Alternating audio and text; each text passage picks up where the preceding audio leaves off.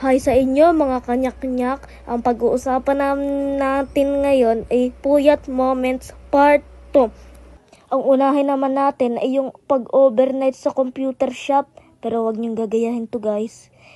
Nanghihingi kasi sila sa nanay sila para sa pang-overnight sa computer. Yung sinasabi lang nila na dahilan, gagawa lang ng project.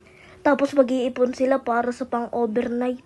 Ano pre, may pang-overnight ka na? Oo, eto, marami na. Merong kape, merong kahit ano, kahit merong noodles.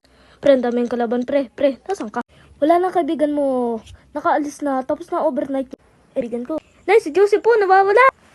Si Joseph. Nandito na. Nanonood ng TV, nakauwi na. Yung sarap-sarap nga ng tulog mo, tapos ikaw biglang nagising. Tapos mapapaisip ka na lang ano yung mga siopaw sa mga bubong ng mga pabrika. Ano yung mga, bakit na langaw nakangiti, bakit na langgam nakasimangot. At kung ano-ano pa, yung mga bagsak kasi school. Ang sunod naman niya sa pag-a-animate.